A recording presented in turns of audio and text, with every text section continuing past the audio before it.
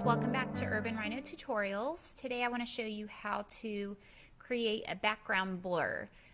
So on this particular image, which I used to create the Joker, I should have said fair warning, this one's a little frightening. He looks so ridiculous, it's hilarious. This is my nephew Jax as the Joker, and in order to, before I moved him over into this photo, I wanted to make the background have more of a blur because in my opinion it is just very sharp and almost too sharp in some areas. So I wanted it to look, you know, more like this. So for this particular one, I used the tilt shift blur. There are several different options within the blur gallery here that you can use. You could even use the blur tool if you wanted. I think that this option here tends to work the best because you're working with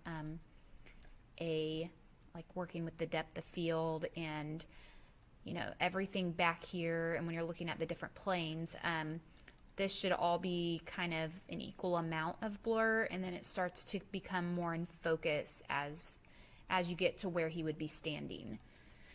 So when you are working with this, the center point here allows you to rotate. So if you were working on something and you had kind of your photo is at an angle, you would want to rotate that. This is pretty straight on, so I keep it like this. I'm going to move that down, and I have the preview on so I can see it. And basically you want to adjust these bars until you get the amount of blur that you think is successful. I like the light bokeh. And I'm just going to start raising these up so you can see.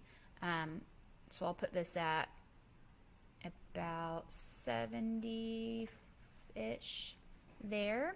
The light bokeh is what's going to make those lights pop. The color, can raise that some. But you want to, again, move these bars until you get the right amount of blur in the right locations.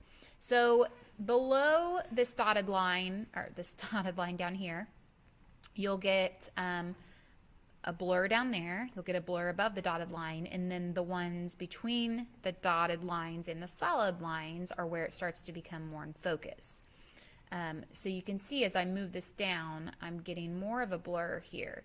That car is should be somewhat in focus, but the background not as much. So once I do this, I can brush it off of the layer if I choose to. I think about like that.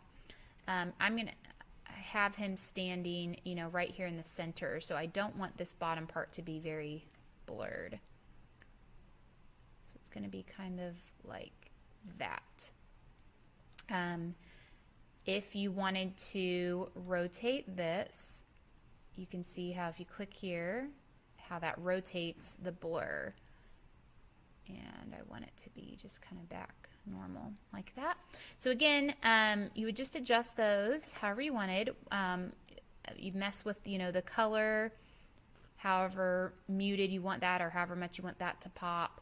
The lights, again, that's where they're very muted, or these are very vibrant, very bright.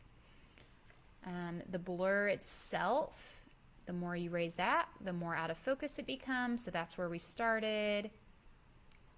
And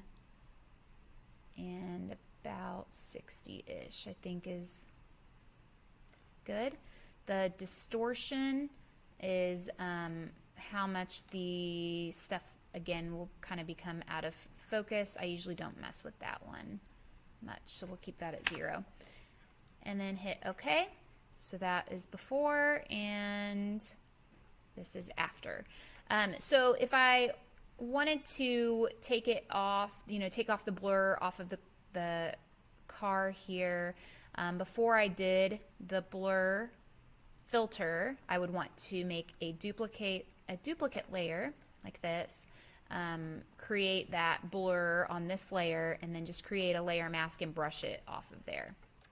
So again, that is how you create the blur. We do have some blur tools in our Photoshop actions as well, some blur brushes, or you could use this blur brush here. Both of them will create kind of a different look. So just depending on what you are going for.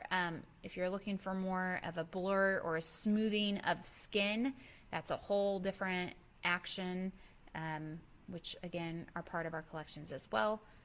But that's a whole nother tutorial as well. So that is how you create a background blur.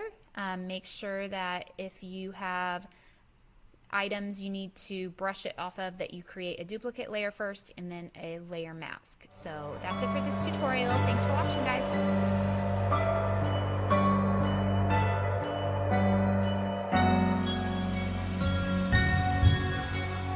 Thanks for watching this video.